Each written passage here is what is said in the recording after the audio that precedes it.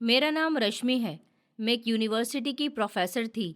मेरा छोटा सा परिवार था जिसमें मैं अपने पति, अपनी 11 साल की बेटी नीता और अपने 18 साल के देवर ऋतिक के साथ रहती थी। मेरे पति दिनेश की मौत को अभी कुछ दिन ही हुए थे और मेरा देवर, जो अपने बड़े भैया के अंतिम संस्कार के समय फूट फूट कर रो रहा था और वो किसी से नॉर्मली फ़ोन पर बात कर रहा था, जिससे उसके चेहरे पर खुशी साफ नज़र आ रही थी। उसके थोड़ी देर बाद ही वो मेरे पास आया, जब मैं अभी अभी घर के मंदिर से पूजा करके हाथ में थाली लेकर बाहर निकल रही थी। भाभी, मैंने आपकी गाड़ी बेच दी है। ये सुनते ही मेरे हाथ से थाली गिरते गिरते बची थी। मुझे लगा कि शायद मैंने गलत सुना है। मैंने धीरे से पूछा, कौन सी गाड़ी ऋतिक? वो धीरे से हंसा और कहने लगा, वही भैया वाली पुरानी गाड़ी। लेकिन आप बेफिक्र रहिए, आपको रोजाना यूनिवर्सिटी जाने के लिए टैक्सी या रिक्शा की जरूरत नहीं पड़ेगी। मैं सब संभाल लूंगा।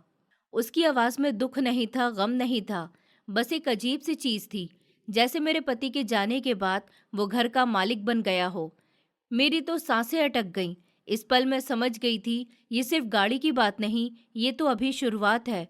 जो हुआ वो मेरे बेटे समान देवर ने किया, और मुझे तब भी नहीं पता था कि इसी घर के मंदिर की दान पेटी में क्या रखा था, जो एक दिन मेरी पूरी जिंदगी हिला देगा।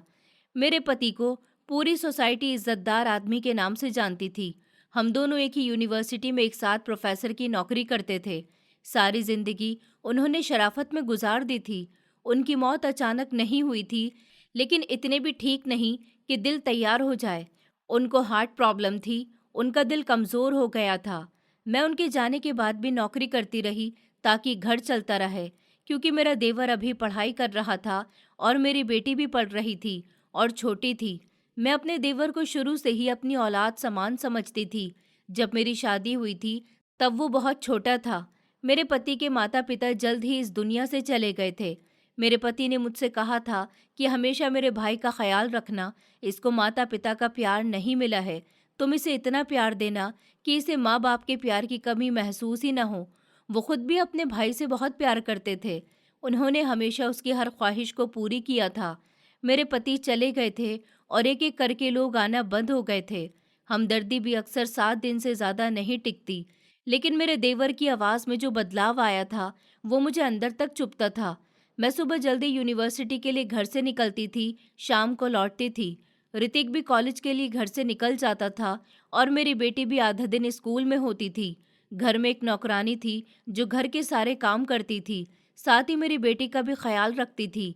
गाड़ी मेरे लिए सुविधा नहीं थी, वो मेरा सहारा थी। वो गाड़ी मेरे पति की याद भी थी। रोज़ हम दोनों साथ ही उसी गाड़ी में बैठकर यूनिवर्सिटी जाते थे और ज़्यादातर मैं ही ड्राइविंग करती थी। हर बार गाड़ी स्टार्ट करते समय वो मुझसे कहते थे, रश्मि, गाड़ी धीरे चलाना, किसी तरह की जल्दी नहीं है, बस कोई हादसा नहीं होना चाहिए, क्योंकि हम नहीं चाहते कि नीता और ऋतिक बेसहारा हो जाएं। मेरे पति एक तरह से बिल्कुल ठीक कहते थे। जिन बच्चों के सर पर बड़ों का सहारा नहीं होता, उन्हें इस संसार में कोई स्वीकार नहीं करता। उन्हें अकेले ही जिंदगी बितानी पड़ती है। ये इतनी यादों भरी गाड़ी मेरे देवर ने बेच दी थी, वो भी मुझे बिना बताए। मैंने खुद को संभालते हुए कहा कि तुमने ये कैसे बेच दी? उसने बीच में मेरी बात काट दी और कहा, भाभी, आप इमोशनल ना हो। गाड़ी काफी पुरानी थी, उससे कभी भी हादसा हो सकता था, और वैसे भी अब उसे कौन चलाएगा? मैं हूं ना। मैंने एक अकाउंट खोल दिया है आपके लिए। आपकी सैलरी, भैया की पेंशन, जो भी आएगा सब कुछ मैं मैनेज कर लूंगा। आप टेंशन ना लें। उसने मेरे लिए ऐसे कहा जैसे मैं कोई बच्ची हूँ। मुझे पहली बार लगा मेरा देवर मुझे भाभी नहीं, एक जिम्मेदारी समझने लगा है। मैंने धीरे से पूछा, किसको बेची है? उसने कहा, एक डीलर को, वो पेपर वर्क कर देगा। आप समझोगी नहीं ये सब। आप बस घर संभालो, यूनिवर्सिटी संभालो और अपनी बेटी को देखो। और फिर वो चला गया, जैसे फैसला सुनाकर अदालत उठ गई हो। उस रात मैं सो नहीं पाई थी। पहले जो मेरा देवर मेरी बेटी के साथ बैठकर बातें करता था, मुस्कुराकर उसके साथ खेलता था, लेकिन अब तो उसने मेरी बेटी से भी नजरें चुरानी शुरू कर दी थी। वो अक्सर मेरे पास आकर कहती थी कि मम्मी, चाचू को क्या हो गया? चाचू मुझसे बात करना भी पसंद नहीं करते। मैं उसकी बात को नज़रअंदाज कर देती थी और सोचती थी कि हो सकता है उस पर पढ़ाई का प्रेशर ज़्यादा है, इसलिए वो नीता को इग्नोर कर रहा है। मैं अलमारी के सामने खड़ी रही जहां मेरे पति अपने ज़रूरी डॉक्यूमेंट्स रखते थे। ऋतिक अक्सर अपने भाई से कहता था कि भैया, ये सब पुरानी फाइलें रखकर आप क्या करोगे, जगह घेरती हैं। दिनेश कहते थे कि कागज़ पुराने नहीं होते, ये सच्चाई के सबूत होते हैं। मैंने चाबी ढूंढी, अलमारी खोली और ऊपर वाले शेल्फ में फाइलों का ढेर था। कुछ मेरे पति की मेडिकल रिपोर्ट्स थी, कुछ बिजली पानी के बिल थे, कुछ इंश्योरेंस के। मैंने गाड़ी वाली फाइल निकाली। अंदर आरसी की कॉपी होनी चाहिए थी, इंश्योरेंस पेपर, पॉल्यूशन, लेकिन वहाँ खाली प्लास्टिक स्लिप थी। किसी ने उसे निकाल लिया था और इसका मतलब घर में सिर्फ एक ही इंसान था जो ऐसा कर सकता था, ऋतिक। ये देखकर मेरा दिल बैठ गया। मैं किचन में गई, पानी पिया। मेरे हाथ कांप रहे थे। मुझे याद आया पिछले हफ्ते ऋतिक ने मुझे चाय बनाकर दी थी, बहुत प्यार से। वो अचानक इतना मीठा क्यों हो गया था, मैं तब नहीं समझी थी। उसी दिन उसने कहा था कि भाभी, आप फिक्र मत करो, भैया के जाने के बाद मैं सब कुछ देख लूंगा। और फिर उसने मेरे पति के स्टडी रूम की चाबी मांगी थी और कहा था कि बस कुछ पेपर्स चेक करने हैं। मैंने उस पर भरोसा करके उसे चाबी दे दी थी।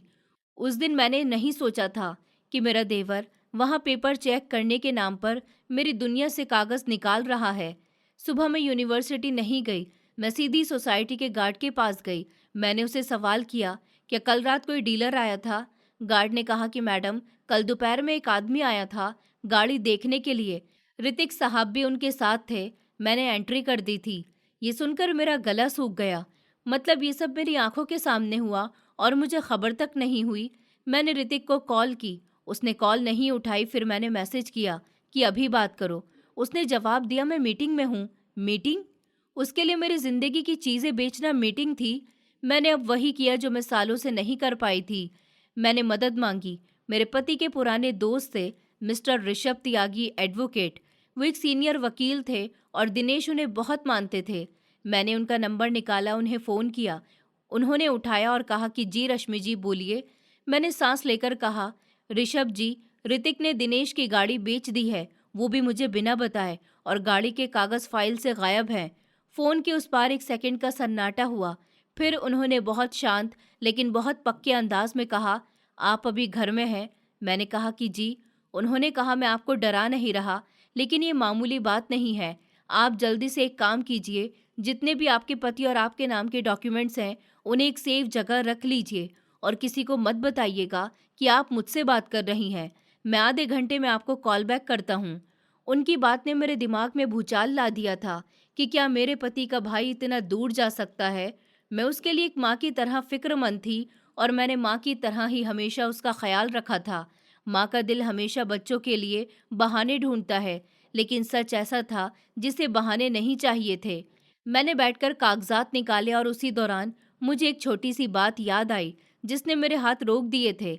मेरे पति की मौत से 2 दिन पहले जब वो बहुत कमज़ोर थे, उन्होंने मेरा हाथ पकड़ा था। उनकी उंगलियां ठंडी थी लेकिन पकड़ बहुत मजबूत थी। उन्होंने बहुत धीरे से कहा था कि रश्मि, ऋतिक मेरा भाई है, तुम बस मंदिर की दान पेटी याद रखना। मुझे लगा वो शायद गरीबों में पैसा दान करने की बात कर रहे हैं। दवाइयों का असर उनके दिमाग पर चढ़ गया है या बुखार का वहम है। मैंने उनके इन शब्दों को दिल के किसी कोने में रख दिया था। आज वो कोना खुल गया था। मंदिर की दान पेटी, वो छोटा सा मंदिर जो हमारे घर में ही मौजूद था, जिस दान पेटी में हम धनराशि डालते थे और फिर ज्यादा पैसे हो जाने पर वो पैसे गरीबों में बांट दिया करते थे। मेरे पति ने आखिरी वक्त में दान पेटी के बारे में क्यों कहा था और ऋतिक ने वो गाड़ी बेचकर नई गाड़ी खरीद ली। ऋषभ जी ने आधे घंटे के बाद कॉल की। उन्होंने कहा, रश्मि जी, मैंने आरटीओ वाले एक जानने वाले से बात करके देखी है, लेकिन पहले एक बात बताइए, गाड़ी किसके नाम पर रजिस्टर्ड थी? मैंने कहा, मेरे पति दिनेश ने मेरे नाम करवाई थी। वो कहते थे कि ये तुम्हारे नाम पर ही रहेगी, ये तुम्हारा सहारा है। ऋषभ जी की आवाज़ में जल्दी से ताकत आ गई थी। उन्होंने कहा, तो फिर बिना आपके साइन और मौजूदगी के गाड़ी ट्रांसफ़र नहीं हो सकती है। अगर हुई है तो ये जालसाजी होगी या उसमें आपका देवर शामिल है। मेरे कानों में जालसाजी का शब्द हथौड़े की तरह लगा था। भाभी होने के बावजूद मेरे अंदर कुछ जागा था, गुस्सा नहीं, एक साफ चेतावनी। अब अगर मैं खामोश रही तो ये सिर्फ गाड़ी नहीं, मेरी पूरी जिंदगी बेच देगा। मैंने डरते डरते कहा, ऋषभ जी, वो मेरे पति का भाई है। वो जिस तरह अपने भाई की इज्जत करता था, इसी तरह मेरी भी करता है। उन्होंने बहुत धीरे से लेकिन मजबूत अंदाज में कहा, आप उसकी भाभी हैं, माँ तो नहीं है, और आपके पति से उसका संबंध आपसे भी ज्यादा गहरा था। दिनेश मर चुका है। भाभी होना मतलब आंखें बंद करना नहीं होता। आपने उसकी परवरिश की, अच्छे बुरे की पहचान सिखाई, मतलब सही समय पर अभी भी आप उस पर रोक लगा सकती हैं। उनकी ये बात मेरे सीने में कहीं अटक गई थी। उन्होंने आगे कहा, आप एक काम करो, आज शाम तक कोई भी कागज ऋतिक को मत देना। अगर वो मांगे तो कह देना कि वो तो आपको भी नहीं मिल रहे, और सबसे ज़रूरी बैंक की तरफ कोई चीज़ तो नहीं है, कोई लॉकर या कोई अकाउंट वगैरह। मैंने कहा, दिनेश के नाम पर एक लॉकर था, लेकिन जो अभी मुझे नहीं पता कहाँ है। वो हमेशा कहते थे कि सब बंदोबस्त है। एडवोकेट ऋषभ ने कहा कि ठीक है, हम लॉकर पर भी नज़र डालेंगे, लेकिन पहले गाड़ी। मैंने गाड़ी का नंबर भेज दिया था। शाम होने से पहले ऋतिक घर आ गया था। उसकी चाल में एक नकली परेशानी थी। उसने आते ही सवाल किया, भाभी आज आप यूनिवर्सिटी नहीं गई थी? मैंने कहा, नहीं, मेरी तबीयत ठीक नहीं थी। उसने मेरे चेहरे को देखा, फिर जल्दी से अपनी नज़रें इधर उधर फेरी, जैसे वो चेक कर रहा हो कि मैं जान तो नहीं गई। फिर उसने वही मीठी आवाज़ें निकाली, भाभी आप परेशान न हो, गाड़ी से आपको क्या लगाव है? मैंने नई गाड़ी खरीद ली है, मैं भी कभी कभी आपको ड्रॉप कर दिया करूँगा, बस आप मुझे फ़ाइल दे दो। भैया की जो पुरानी फाइलें हैं वो टैक्स वाला मांग रहा था। टैक्स? मैंने सांस दबाकर कहा, टैक्स वाला भी आ गया? हाँ भाभी, फाइल्स। वो तड़प कर बोला, भाभी जल्दी करो, लोग क्या कहेंगे कि भैया के जाने के बाद घर की चीज़ें बिखरी पड़ी हैं। मैंने पहली बार उसकी आंखों में डायरेक्ट देख कर कहा, लोग तो कल भी कहेंगे ऋतिक, और परसों भी कहेंगे। तुम पहले मुझे ये बताओ कि गाड़ी किसको बेची है? उसके चेहरे का रंग एक पल के लिए बदल गया। फिर वो हंसने की कोशिश करने लगा और बोला, भाभी आप क्यों पूछ रही हो? सब कुछ मैंने संभाल लिया है ना, आप समझोगी नहीं। मैंने बहुत शांत होकर कहा, मैं समझ जाऊंगी, क्योंकि वो गाड़ी मेरे नाम पर थी और उसके कागज मेरी फाइल से गायब हैं। ये सुनते ही उसकी गर्दन की नसें फूल गई थी। उसने दिखावे की मुस्कुराहट अपने चेहरे पर सजाई और कहा, आपने वो फाइल देखी थी क्या? भाभी आप खुद को डिप्रेशन में क्यों डाल रही हो? मैं बाद में आपको सब दिखा दूंगा। और फिर उसने टेबल पर हाथ रखकर थोड़ा आगे झुकते हुए धीमी आवाज में कहा, वैसे भैया की स्टडी रूम की दूसरी चाबी कहाँ है? उसके सवाल में लालच था और डर भी था, जैसे उसे कोई चीज चाहिए जो उसे अभी तक नहीं मिली। मुझे समझ आना शुरू हो गया था, वो सिर्फ गाड़ी के पीछे नहीं, वो किसी और चीज के पीछे है। दान पेटी, लॉकर की चाबियां, सब एक ही धागे से जुड़े थे। मैं उसी मंदिर में गई और जैसे ही मेरी नज़र दान पेटी की तरफ पड़ी तो मेरे होश उड़ गए, क्योंकि दान पेटी अपनी जगह पर थी ही नहीं। वो कहाँ गई, ये देखकर मैं हैरान रह गई। मैं घबराहट में बाहर की तरफ आ रही थी। जब मैं बाहर आई तो ऋतिक फ़ोन पर किसी से बात कर रहा था। उसकी आवाज़ धीमी थी, लेकिन कुछ शब्द मेरे कान तक पहुँचे। हाँ हाँ, पेपर तो मिल गए हैं, बस एक चीज़ बाकी है, दान पेटी। वो मंदिर से गायब है। फिर से उसने आवाज़ धीमी कर दी। मेरे शरीर में बिजली दौड़ गई थी। उसने दान पेटी क्यों कहा था? दान पेटी में वो किस चीज को तलाश कर रहा है? दान पेटी भी तो मंदिर से गायब थी। क्या मेरे पति ने सच में दान पेटी में कुछ छुपाया था? और क्या मेरे देवर उसे पाने के लिए मुझे धीरे धीरे खाली कर रहा था? मैंने ऋषभ जी को मैसेज किया, उन्हें दान पेटी के बारे में बताया और कहा कि मुझे डर लग रहा है। उनका रिप्लाई आया, डरो मत, चौकन्ना रहो, कल सुबह आरटीओ से इन्वेस्टिगेशन मिल जाएगी और अगर ज़रूरत पड़ी तो हम गाड़ी होल्ड करवा देंगे। मैंने मोबाइल स्क्रीन बंद की। कमरे में अंधेरा था, लेकिन मेरे अंदर पहली बार एक रोशनी थी, सच की रोशनी। मैं रो नहीं रही थी, लेकिन आंखों में वो चमक थी जो तब आती है जब इंसान फैसला कर लेता है। अब और नहीं रश्मि। सुबह के समय एडवोकेट ऋषभ जी की कॉल आई थी। उनकी आवाज़ तेज़ और साफ थी। उन्होंने कहा, रश्मि जी, गाड़ी का ट्रांसफ़र कल ही दिखाया गया है और ख़रीदार का नाम कोई डीलर नहीं बल्कि एक ऐसा इंसान है जो आपकी सोसाइटी के पास ही रहता है। ये सुनकर तो मेरा सर ही चकरा गया था। वकील साहब ने कहा, हाँ मतलब गाड़ी दूर नहीं है, और असल बात यह है कि ट्रांसफ़र के लिए जो दस्तखत लिए गए हैं वो आपकी नकल करने की कोशिश है। ये सुनकर तो मेरे हाथ से फ़ोन गिरने को आ गया था। मेरे अंदर के इंसान का झगड़ा अब खत्म हो गया था। मैंने सोचा भी नहीं था कि कुछ ऐसा भी हो सकता है। मुझे इंसाफ चाहिए था। वकील साहब ने कहा, मैं अभी एक लीगल नोटिस तैयार कर रहा हूँ, लेकिन इससे पहले हम गाड़ी फिजिकल ढूंढेंगे। अगर आपकी सोसाइटी के आसपास गाड़ी है तो आज ही दान पेटी की भी तलाश करनी होगी। आप घर में दान पेटी तलाश कीजिए। मैंने पूरे घर में दान पेटी तलाश कर ली थी, मगर वो मुझे कहीं भी नहीं मिल रही थी। मैं परेशान होकर सोफे पर बैठी हुई थी जब मेरी बेटी मेरे करीब आई और मुझसे बातें करने लगी। उससे बातें करके मुझे थोड़ा रिलैक्स फील हुआ था, लेकिन बातों ही बातों में उसने मुझसे कहा, मम्मा आप मेरे साथ खेलो ना। मैंने कहा, बेटा अभी मेरा मूड नहीं है, मम्मा परेशान है। उसने मुझसे पूछा कि आप क्यों परेशान हैं? तो मैंने उसे बता दिया कि दान पेटी कहीं नहीं मिल रही है। उसने मुझे बताया कि दान पेटी तो मैंने आपकी गाड़ी में देखी थी। आपको याद नहीं, जब पापा जिंदा थे तब और पापा दान पेटी गाड़ी में रखकर ले गए थे। आप लोगों ने गाड़ी में बैठकर उसमें से पैसे निकालकर काउंट किए थे और हम लोग गरीबों के लिए सामान खरीदने गए थे। उसके बाद तो दान पेटी गाड़ी में ही रह गई थी और फिर 2 दिन बाद ही पापा हमें हमेशा हमेशा के लिए छोड़कर चले गए। नीता की बातें सुनकर तो मेरे होश उड़ गए थे। वो बिल्कुल ठीक कह रही थी। दान पेटी तो हम लोगों ने गाड़ी में ही रखी थी। मैं उसे वापस निकालकर मंदिर में रखना भूल गई थी। मैंने तो अपना सर ही पकड़ लिया था। ये सब मुझे याद क्यों नहीं रहा? शायद पति के जाने के बाद और इतनी सारी मुसीबतों के बीच मुझे ये बात याद नहीं रही थी। अब गाड़ी ही तलाश करनी होगी। मैं सोच रही थी कि आखिर दान पेटी में क्या हो सकता है। मेरे हिसाब से तो उसमें सिर्फ पैसे ही हो सकते हैं, या शायद वो भी नहीं हो सकते, क्योंकि हम लोग तो वो सारे पैसे निकालकर गरीबों के लिए सामान लेकर चले गए थे। वो तो खाली हो गई थी, उसमें तो अब पैसे भी नहीं थे। तो फिर मेरे पति ने दान पेटी का जिक्र क्यों किया था? हो सकता है उसमें कुछ ऐसा हो जो मेरे देवर के असल इरादे दिखा दे। उसी पल बाहर हॉल में नौकरानी की आवाज आई, भाभी नीचे आओ, एक आदमी आया है, कह रहा है गाड़ी के बारे में बात करनी है। मैंने दरवाजा खोला। मेरा दिल धड़क रहा था। पीछे लॉबी में एक आदमी खड़ा था, सिंपल कपड़े पहने, लेकिन आंखें तेज थी। उसने कहा कि आप रश्मि जी हैं। मैडम, आपकी गाड़ी अभी बेसमेंट में खड़ी है। मेरी सांसें रुक गईं। मैं जल्दी से बेसमेंट की तरफ भागी और जब मैंने दूर से अपनी गाड़ी को देखा तो विंडशील्ड के अंदर कुछ चमका, जैसे किसी ने जल्दी में कोई चीज छुपाई हो।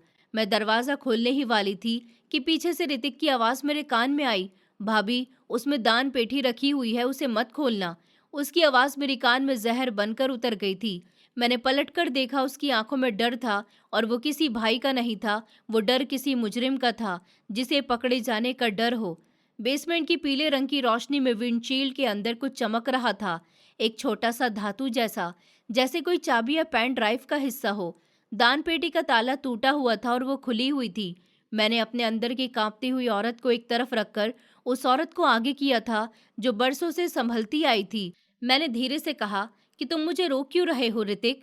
उसने आंखें फेर ली, जैसे आसपास कोई सुन न ले। फिर कहने लगा कि भाभी वो बस उसमें पुराने कुछ कागज रखे हुए हैं, आप परेशान हो जाएंगी उन्हें देखकर। मैंने सब साफ कर दिया है, चलिए ऊपर। साफ कर दिया है? मैंने उसके ये शब्द पकड़ लिए, मतलब कि दान पेटी में कुछ था और तुमने निकाल लिया है? उसके गले में जैसे कुछ फंस गया था। वो चीख कर बोला, आपको ये सब समझ नहीं आएगा। और फिर उसने मेरी कलाई पकड़ ली, हल्का सा जोर लगाकर मुझे वहां से ले जाने लगा जैसे मैं कोई बच्ची हूँ। मुझे पहली बार उसकी पकड़ पर गुस्सा नहीं, शर्म आ रही थी। मैं बोली नहीं, बस धीरे से अपनी कलाई छुड़ाई। मैंने बहुत शांत आवाज में कहा कि मुझे हाथ मत लगाना। शांत आवाज कभी कभी सबसे तेज थप्पड़ होती है। उस अजनबी आदमी ने, जो नीचे लॉबी में आया था, हिचकिचाते हुए कहा, मैडम मैं सोसाइटी के इलेक्ट्रीशियन को जानता हूँ, कल रात ये गाड़ी यहाँ थी, सुबह सुबह किसी ने पार्क की। फिर थोड़ी देर में 2 लड़के आए, गाड़ी से ये लकड़ी के बॉक्स जैसा कुछ बाहर निकाला और फिर वापस इसी गाड़ी में रखकर जल्दी जल्दी चले गए। मैं समझ गई थी कि ऋतिक अकेला नहीं है, या तो उसने किसी को भेजा है या वो खुद किसी के साथ मिलकर ये सब कर रहा है। मैंने मोबाइल निकालकर वकील साहब का नंबर लगाया। पहली घंटी पर उन्होंने कॉल उठा ली थी। मैंने तेज सांस में कहा, वकील साहब गाड़ी बेसमेंट में है और दान पेटी का ताला टूटा हुआ है और ऋतिक मुझे उसे खोलने से रोक रहा है। उनकी आवाज़ एकदम हुक्म वाली हो गई।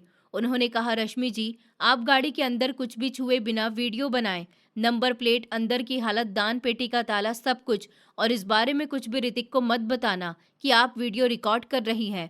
मैंने मोबाइल हथेली में छुपाकर वीडियो शुरू कर दी थी। मेरी उंगलियां कांप रही थी।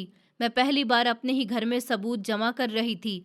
ऋतिक ने मेरा मोबाइल देखा तो उसकी आवाज़ तेज हो गई। वो कहने लगा, भाभी आप क्या कर रही हो? लोगों को दिखाओगी क्या? सोसाइटी में हमारा तमाशा बनाओगी क्या? मैंने उसके चेहरे की तरफ देखा और कहा, तमाशा तो तुमने बनाया है ऋतिक, मैं तो बस सच देख रही हूँ। उसके अंदाज में कड़वाहट आ गई थी। सच? कौन सा सच? ये क्या है भाभी? आप अकेली हो, आप मैनेज नहीं कर सकती, मैं करूँगा ना। उस पल मुझे दिनेश की बात याद आ गई थी। अगर कभी ऋतिक बहुत मीठा हो जाए, और आज वो मीठा नहीं था, आज वो असली था। मैंने गाड़ी की चाबी निकाली। मेरे पास अभी भी गाड़ी की एक डुप्लीकेट चाबी थी जो मैं हमेशा अपने पर्स में रखती थी। मैंने गाड़ी का दरवाज़ा खोला। अंदर सीट पर धूल थी, लेकिन कोई बड़ी तोड़फोड़ नहीं थी। दान पेटी सीट पर रखी हुई थी। मैं झुकी, मेरी नज़र उस चमकती हुई चीज़ पर गई। वो एक छोटी सी चाबी थी, काली रबड़ की कोर वाली, जिस पर एक नंबर उभरा था। मैंने उसे उठाया नहीं था, पहले वीडियो में क्लियर शॉट लिया, फिर धीरे से हथेली में रखा। वो चाबी ठंडी और भारी थी। ये चाबी घर की अलमारी की नहीं थी, ये लॉकर की चाबी थी, ये किसी ऑफिस सेफ की। मेरा गला सूख गया था। ये क्या है? मैंने ऋतिक से पूछा। उसने एकदम कहा कि कुछ नहीं भाभी, भैया की कोई पुरानी चाबी होगी, छोड़ो ना उसे। उसने छोड़ो ऐसे कहा जैसे वो चाहता हो कि मैं भूल जाऊं, लेकिन अब मेरा भूलने का मौसम खत्म हो चुका था। मैंने दान पेटी खोलने के लिए हाथ बढ़ाया। ऋतिक ने फिर से आवाज दबाकर कहा कि मत खोलो भाभी। इस बार उसके अंदाज में गड़गड़ाहट थी। मैं रुकी, मैंने उसे देखा और कहा, क्यों? उसने कहा, क्योंकि उसमें भैया की चीजें हैं, आप रो पड़ोगी। मैं बोली, मैं रो नहीं रही ऋतिक, मैं सीख रही हूँ। फिर मैंने दान पेटी का ढक्कन धीरे से खोला, जिसमें पैसे तो नहीं थे। उसमें एक गोल्डन कलर का एनवेलप था, जिस पर कोई नाम नहीं लिखा था, बस एक छोटा सा स्टिकर लगा हुआ था, जैसे कोई मोहर हो। उसके ऊपर पेन से लिखा हुआ था, सिर्फ रश्मि के लिए। मेरे दिल की धड़कनें इतनी तेज हो गई थी कि मुझे लगा कि ऋतिक भी सुन लेगा। ऋतिक ने एक कदम आगे बढ़ाया और कहने लगा, भाभी वो। मैंने वो लिफाफा नहीं उठाया, पहले उसकी फोटो क्लिक की। वकील साहब ने कहा था कि सबूत चाहिए। मैंने वैसे ही लिफाफा रखा, रहने दिया। दान पेटी को बंद किया और बहुत शांत होकर उसे वहीं रहने दिया और गाड़ी का ताला लगा दिया। ऋतिक से कहा कि ऊपर चलो। ऋतिक ने राहत की सांस ली थी, जैसे उसे जीत मिल गई हो, लेकिन उसे ये नहीं पता था कि मैं गाड़ी को बंद करके भाग नहीं रही हूँ, बस सही जगह, सही गवाह और सही समय चुन रही हूँ। हम लिफ्ट से ऊपर आए और घर में घुसते ही ऋतिक ने आवाज बदल दी, मीठी, थकी हुई, जैसे वो लाचार हो। उसने कहा, भाभी आप मेरी बात समझ क्यों नहीं रही हो? मैं आपके लिए ही तो कर रहा हूँ। मैंने कहा, ठीक है बैठो। मैंने उसे सोफे पर बिठाया और खुद सामने कुर्सी पर बैठ गई। पहली बार हमारे बीच फासला था, शारीरिक नहीं, दिमागी। वो मुझे देख रहा था जैसे मैं कोई नई औरत हूँ। मैंने बहुत सीधा सवाल पूछा, तुमने मेरे नाम के सिग्नेचर कैसे लगाए? उसके चेहरे पर बिजली सी चमक थी। फिर उसने खुद को संभाल लिया। कौन से सिग्नेचर भाभी? मैंने कहा, आरटीओ में ट्रांसफर दिख रहा है और सिग्नेचर मेरे जैसे बनाए गए हैं। अब वो एक्टिंग करने लगा, वो घबरा गया था और कहने लगा, भाभी आप ये कैसी बातें कर रही हो? किसने आपको मेरे खिलाफ भड़का दिया? मैंने कहा, मुझे किसी ने तुम्हारे खिलाफ नहीं भड़काया है, ये सबूत है। उसके होठ सिकुड़ गए थे। वो कहने लगा कि आपको क्या लगता है मैं कोई मुजरिम हूँ? मैंने कहा, मुझे लगता है कि तुम डर रहे हो। इतना कहने पर वो उठ गया और बोला, मैं डर नहीं रहा, आप अकेली नहीं रह सकती, आपको कोई संभालने वाला चाहिए। भैया चले गए हैं अब। उसने अपनी बात अधूरी छोड़ दी थी, लेकिन इसका मतलब साफ था, अब मेरा मालिक वो है। मैंने शांत होकर कहा, मालिक? क्या मैं कोई जमीन हूँ ऋतिक? मेरी बात सुनकर उसका चेहरा लाल हो गया। उसने धीमे अंदाज में कहा, ठीक है, अगर आपको मेरी मदद नहीं चाहिए तो फिर बात मत करना, और ना ही आइंदा मैं आपको संभालने वाला हूँ। इतना कहकर वो स्टडी रूम की तरफ पलट गया था। मेरे अंदर अलार्म बज उठा। वो फिर चाबी ढूंढने के लिए जा रहा है। मैंने जल्दी से कहा, रुको। वो रुक गया और पलटा और बोला कि जी कहिए। मैंने कहा, तुम्हें स्टडी रूम में जाने की ज़रूरत नहीं है। उसने कहा, क्यों? क्यों नहीं है? अब वो भी आपकी प्रॉपर्टी है क्या? मैंने उसकी तरफ देखकर कहा कि हाँ, वो मेरे पति का कमरा था और अब मेरा है। मेरे मुंह से ये शब्द निकले और मुझे खुद पर भरोसा होने लगा। उसी समय मेरे फ़ोन पर वकील साहब का मैसेज आया, अभी के अभी एनवेलप और चाबी को सेफ रखो और आज शाम मेरे चैम्बर में आ जाओ। अकेली नहीं, किसी भरोसे वाले पड़ोसी या रिश्तेदार के साथ आना, लेकिन अपने देवर को मत लेकर आना। मैंने स्क्रीन बंद कर दी। मेरे अंदर डर था, लेकिन एक कॉन्फिडेंस भी था। ऋतिक चुपके से कमरे में घूम रहा था। उसकी नज़रें मेरे पर्स पर टिकती, फिर हट जाती। वो कुछ सोच रहा था और फिर उसने वही चाल चली जो सबसे ज़्यादा चोट देती है, इमोशनली ब्लैकमेल। उसने रोना शुरू कर दिया और कहने लगा, भाभी, भैया के जाने के बाद तो आप बदल गई हो। आपने तो मुझे अकेला छोड़ दिया। भैया क्या चले गए? आप तो मुझे शक की नज़रों से देखने लगी। लोग क्या कहेंगे कि देवर भाभी एक दूसरे से लड़ रहे हैं? मैंने धीरे से कहा, लोग वही कहेंगे जो उन्हें मज़ा देता है। मैं अब उनके मुताबिक नहीं जीऊँगी। मेरे अंदाज में ना गुस्सा था ना धौंस थी, बस एक फैसला था, और जो फैसला कर लेता है वो ताकतवर बन जाता है। शाम होने लगी थी। मैंने बहाना बनाया कि मुझे अपने एक स्टूडेंट के यहाँ जाना है। ऋतिक ने कहा कि मैं आपको छोड़ देता हूँ। मैंने कहा कि नहीं, मैं टैक्सी या रिक्शा लेकर चली जाऊंगी। वो हैरानी से मुझे देखता रहा, क्योंकि वो चाहता था कि मैं उसके साथ जाऊं ताकि वो मेरे हर कदम पर नज़र रख सके। मैंने जल्दी से अपने पर्स में एनवेलप और चाबी रखी और लिफाफे को एक पुराने थैले में कपड़ों के नीचे छुपा दिया। मैंने अपनी एक फ्रेंड अंजलि को अपने साथ चलने के लिए कहा। उसने बिना कोई सवाल किए कहा कि ठीक है, मैं तुम्हारे साथ चलूंगी। हम ऋषभ जी के चैम्बर पर पहुंचे। वो एक सीनियर वकील थे। उनके चैम्बर में किताबें रखी हुई थी और एक सिंपल सी कुर्सी थी। उन्होंने मुझे बिठाया, पानी पिलाया और फिर बहुत ही साफ शब्दों में कहा, अब आप जो भी बताएंगी वो कागज़ पर दर्ज होगा, और अगर आपका देवर गलत है तो उसे उसके कर्मों की सज़ा भुगतनी होगी। लेकिन हम उसे मिट्टी में नहीं मिलाएंगे, बल्कि कानून और समझदारी के मुताबिक उसे सही रास्ते पर लाने की कोशिश करेंगे। उनके शब्द सुनकर मेरे दिल को कुछ सुकून मिला था। ये बदला नहीं था, बल्कि एक रास्ता था। मैंने चाबी उनके सामने रखी। उन्होंने उसे देखा, नंबर नोट किया। फिर मैंने एनवेलप निकाला। मेरी उंगलियां कांप रही थी। वकील साहब ने कहा कि खोलिए इसे। धीरे से सील तोड़ी। अंदर एक छोटी सी पेन ड्राइव थी और एक बंद कागज था। कागज पर मेरे पति की हैंडराइटिंग थी।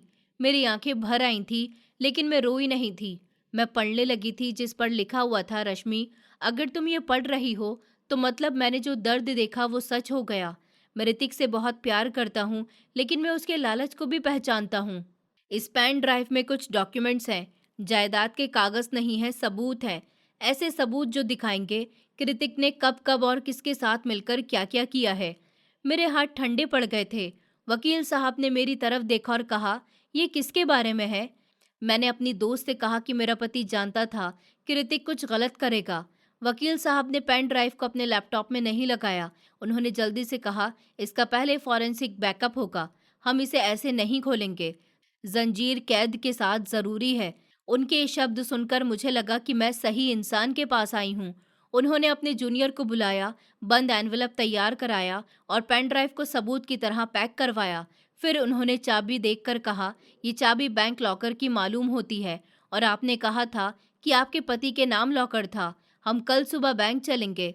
मेरी सांस में थोड़ी ताकत आई थी, लेकिन साथ ही मेरे दिल में डर भी था कि अगर लॉकर में वही चीज़ है जो ऋतिक चाहता है, तो वो हमें वहां जाने नहीं देगा।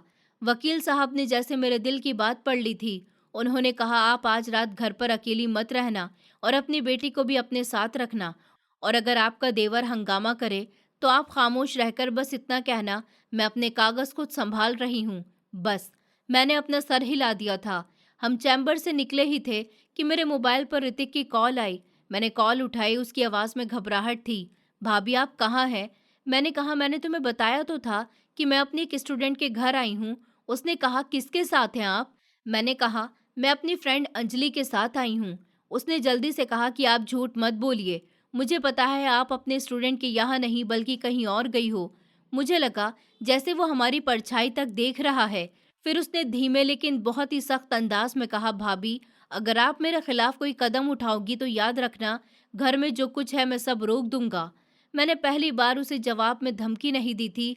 मैंने बस इतना कहा था, तुम कुछ नहीं रोक सकते ऋतिक, तुम सिर्फ कोशिश कर सकते हो। और मैंने फ़ोन काट दिया था। मेरे हाथ कांप रहे थे, लेकिन मेरी आवाज़ नहीं कांपी थी। घर लौटते ही मुझे पता चल गया था कि सब कुछ बदल चुका है। दरवाजे पर ऋतिक खड़ा हुआ था, जैसे वो मेरा ही इंतजार कर रहा हो। मेरी बेटी को मैंने कुछ दिनों के लिए अपने मायके भेज दिया था। ऋतिक ने मेरी आंखों में आंखें डालकर सवाल किया कि आप वकील के पास गई थी? मेरे पेट में एक पल के लिए डर उठा था। उसे कैसे पता चल गया था? क्या उसने किसी को हमारे पीछे लगाया था, या उसने खुद मेरा पीछा किया था? अंजलि ने जल्दी से कहा कि हाँ, गई थी। क्या रश्मि को किसी की सलाह लेने का हक नहीं है? ऋतिक ने उसे घूर कर देखा, फिर मेरी तरफ आया। भाभी, आपने मेरे साथ ऐसा क्यों किया है? मैंने कहा, मैंने तुम्हारे साथ कुछ नहीं किया, बल्कि अपने साथ किया है। मैंने खुद को बचाया है। वो गुस्से में तिलमिला गया था और कहने लगा, आपको बचाने वाला मैं हूँ। मैंने बहुत धीरे से कहा, नहीं ऋतिक, अब मैं खुद अपने आप को बचा सकती हूँ। मैं अपने लिए काफ़ी हूँ। ये बात तो यहीं ख़त्म हो गई थी। उस रात मैं अपने कमरे में बैठी थी और पहली बार मुझे लगा कि मेरी सांस मेरी है, लेकिन नींद फिर भी नहीं आ रही थी, क्योंकि मुझे पता था ऋतिक अब नरम नहीं रहेगा। वो अब अपना असली चेहरा और भी साफ तरीके से दिखाएगा। और सच में देर रात को मुझे हल्की सी आवाज़ सुनाई दी थी। स्टडी रूम के दरवाजे के पास खड़खड़ाहट थी, जैसे कोई चाबी घुमा रहा हो। मैं धीरे से उठी, दरवाजे की तरफ गई। बाहर हॉल में अंधेरा था, लेकिन स्टडी रूम के नीचे की दरार से रोशनी की एक पतली सी लकीर दिख रही थी। मतलब कोई अंदर है। मेरा दिल थरथरा रहा था। मैंने चुपके से अपने फ़ोन का कैमरा ऑन किया, रिकॉर्डिंग शुरू की और एक कदम आगे बढ़ी। अंदर से ऋतिक की आवाज़ आई, बहुत धीमी, जैसे वो किसी से बात कर रहा हो। हाँ, लॉकर की चाबी नहीं मिल रही है। जल्दी करो, सुबह सुबह से पहले, वरना वो। फिर दूसरी तरफ से किसी आदमी की आवाज़ आई जिसे मैं पहचान नहीं पा रही थी। और उसी समय स्टडी रूम के अंदर कुछ धड़ाम से गिरा, जैसे कोई अलमारी खुल गई हो। मैंने एक ही सांस में समझ लिया था कि ऋतिक अकेला नहीं है। वो किसी को रात में घर के अंदर लेकर आया है। और ये सिर्फ चोरी नहीं है, ये मेरे पति की आखिरी चेतावनी का सच है। मैं हाथ बढ़ाकर स्टडी रूम का दरवाज़ा धक्का देकर खोलने ही वाली थी कि ठीक पीछे से मेरे कमरे के पास खिड़की पर कुछ खटखटाया। फिर मुझे याद आया, अचानक एक आवाज़ आई, रश्मि जी, दरवाज़ा मत खोलिए, वो लोग आपको देख लेंगे। मैं पलट गई। खिड़की के बाहर अंधेरे में एक परछाई थी। मेरी सांसें रुक गईं। ये कौन है जो मुझे बचा रहा है? खिड़की के बाहर की परछाई ने फिर से कहा, रश्मि जी, अभी दरवाज़ा मत खोलिए, वो लोग आपको देख लेंगे। मेरे पूरे शरीर में कपकपी सी दौड़ गई। रात के 2 बजे मेरे अपने घर में कोई है। एक आदमी और मेरा देवर स्टडी रूम में किसी अनजान के साथ फाइलों को उलट पुलट कर रहा है और बाहर कोई तीसरा इंसान मुझे बचने के लिए कह रहा है। मैंने खिड़की का पर्दा थोड़ा सा सरकाया। बाहर अंधेरा था, लेकिन सोसाइटी की स्ट्रीट लाइट की हल्की रोशनी में मुझे चेहरा साफ दिखाई दे रहा था। वही आदमी जो सुबह बेसमेंट में मिला था, वही तेज नज़र वाला, सिंपल कपड़ों वाला। मैंने बिना आवाज़ दिए खिड़की थोड़ी सी खोली। उसने जल्दी से कहा, मैडम, मैं गौरव, मैं सोसाइटी के इलेक्ट्रीशियन के साथ काम करता हूँ। कल जब आपकी गाड़ी यहाँ थी, तो मैंने देखा था कि आपके देवर के साथ एक आदमी भी था। आज रात वो आदमी आपके घर के अंदर आ गया। मुझे शक हुआ था, तो मैं नीचे था। तभी मैंने देखा कि वो सीधा आपके फ्लोर पर गया। मैडम, मुझे डर लग रहा है कि कुछ बहुत गलत हो रहा है। ये सुनकर तो मेरे होठ सूख गए थे। मैंने कहा, तुम यहाँ कैसे आए? मैंने बहुत धीरे से पूछा। उसने कहा, सीढ़ियों से। लिफ्ट में सीसीटीवी है, सीढ़ियों में नहीं है। मैडम, मैं कोई हीरो नहीं हूँ, बस मुझे आपकी शक्ल याद है। आप रोज़ ड्यूटी पर जाती हैं, आपके साथ आपकी बेटी भी रहती है और आपके देवर के तेवर ठीक नहीं लगते। उसने ठीक नहीं लगते ऐसे कहा जैसे वो खुद को बचा रहा हो। अंदर स्टडी रूम से फिर आवाज़ आई, कागज़ पलटने की, अलमारी के दरवाजे के मिलने की और फिर ऋतिक की चर्चा की। जल्दी ये फोल्डर यहाँ से निकालो। मेरे हाथ कांप रहे थे, लेकिन इस बार डर के साथ एक साफ फैसला भी था। मैंने गौरव से कहा, तुम अभी नीचे जाओ, गार्ड को बताओ कि मेरे फ्लोर पर आ जाए और पुलिस को भी कॉल करो, लेकिन बिना शोर के। गौरव ने सर हिला दिया और कहा कि ठीक है मैडम। वो जल्दी से परछाई की तरह सीढ़ियों की तरफ गायब हो गया। मैंने कमरे का दरवाज़ा अंदर से लॉक नहीं किया था। मैं चाहती थी कि अगर ऋतिक बाहर निकले तो वो देखे। मैं भाग नहीं रही, मैं सामने खड़ी हूँ। मैंने जल्दी से मोबाइल निकाला और वकील साहब को कॉल की। रात का समय था, लेकिन उन्होंने पहली घंटी पर मेरा फ़ोन उठा लिया था, जैसे वो भी सोए नहीं थे। मैंने वकील साहब से कहा, ऋषभ जी, स्टडी रूम में ऋतिक किसी के साथ है, वो फाइलें निकाल रहा है। एक आदमी गौरव ने देखा है और अब वो गार्ड को बुलाने गया है। वकील साहब की आवाज़ तेज़ और ठंडी हो गई।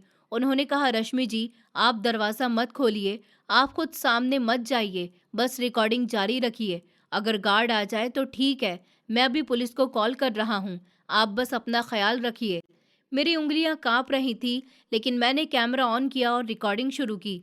मैं दरवाजे के पास खड़ी हो गई थी ताकि बाहर के कदमों की आवाज़ रिकॉर्ड हो जाए। अंदर स्टडी रूम में एक बार फिर धड़ाम की आवाज़ आई थी, जैसे कोई भारी डिब्बा गिरा हो। और उसी समय स्टडी रूम का दरवाज़ा खुला।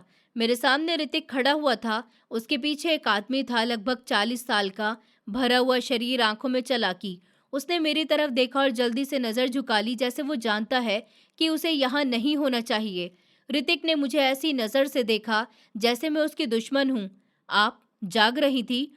उसने बनावटी हंसी के साथ कहा। मैं तो बस यहाँ भैया की कुछ फाइलें ठीक से रख रहा था। मैंने बहुत शांत होकर कहा, रात के 2 बजे? और ये कौन है? मेरे शब्दों के साथ ही वो अनजान आदमी खिसकने लगा। ऋतिक ने उसे आंख का इशारा किया, रुको। फिर ऋतिक मेरे करीब आया। उसकी आवाज़ धीमी हो गई थी, लेकिन उसमें धमकी साफ थी।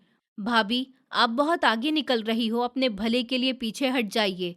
उसकी बात सुनकर मेरे अंदर एक पल के लिए वो पुराना डर उठा था जो हर औरत के दिल में होता है, जो बच्चे के बिगड़ जाने पर होता है।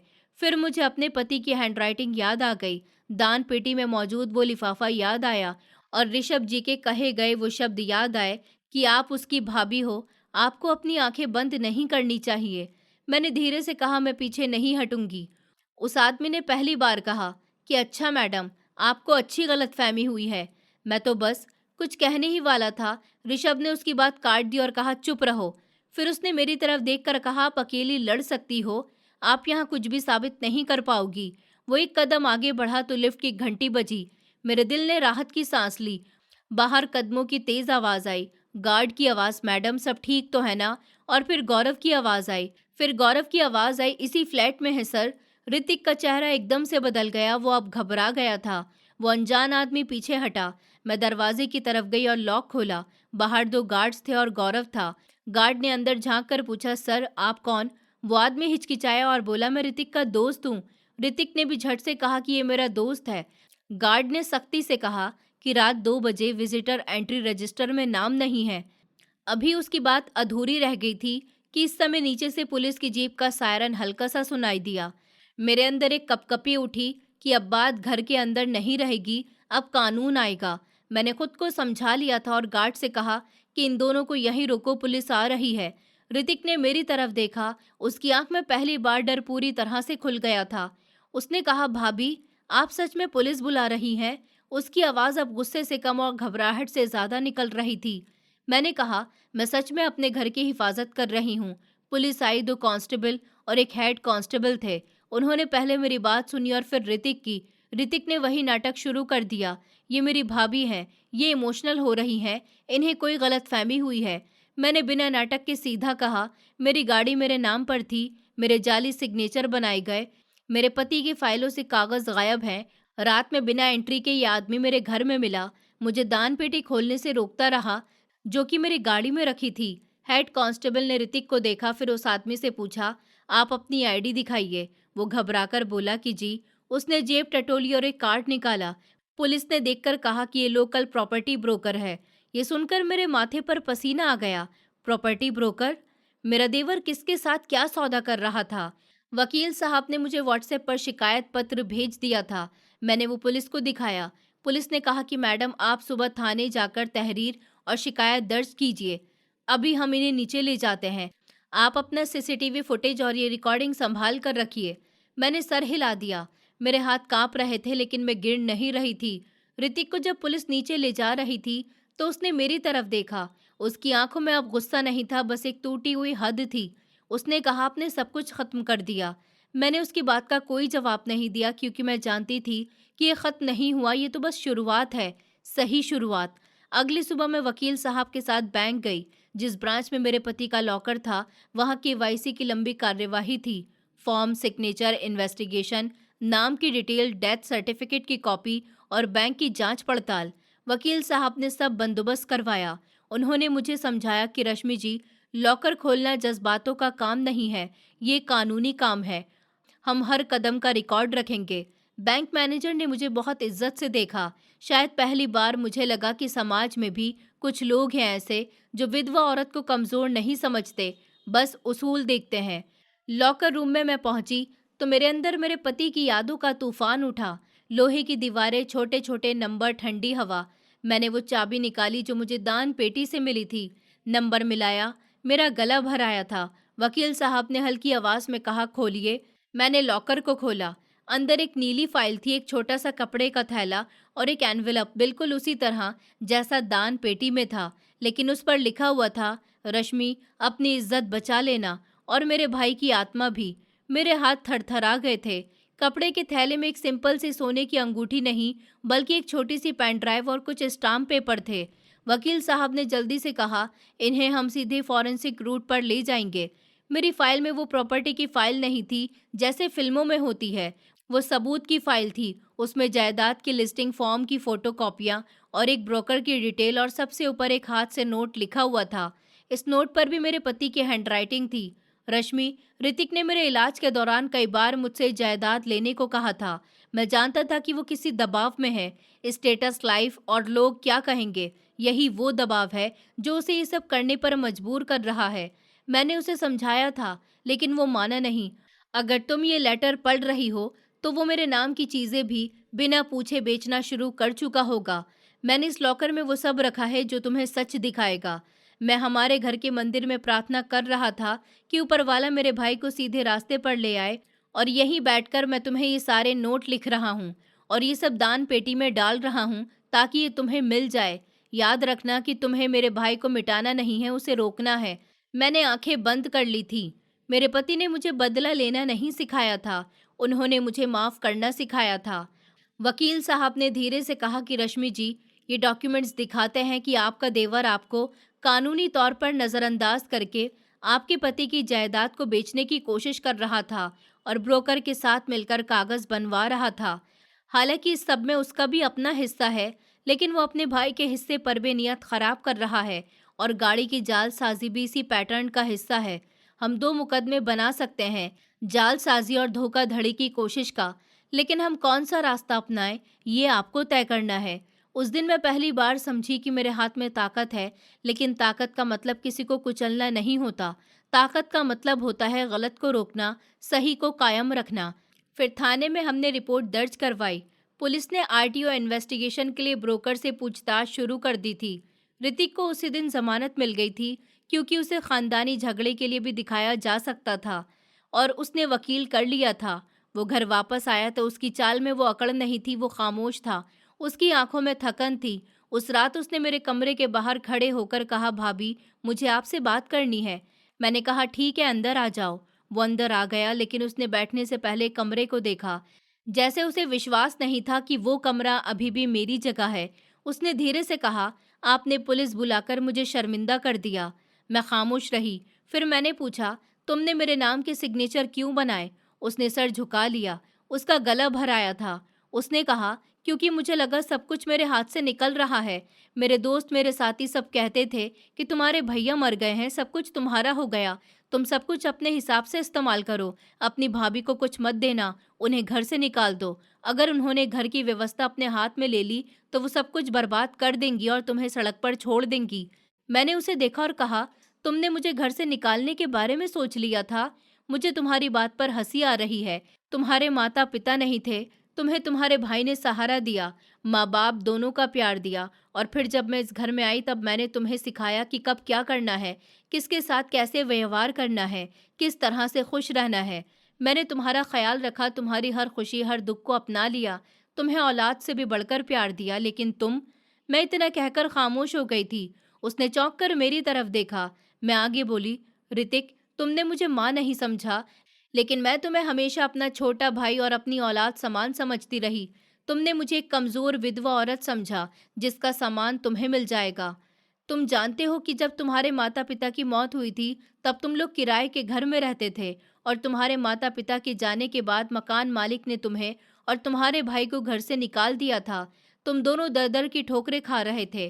तुम्हारे भाई ने हिम्मत नहीं हारी, और उन्होंने इतनी मेहनत की कि अपने बलबूते आज इतना सब कुछ तैयार कर लिया।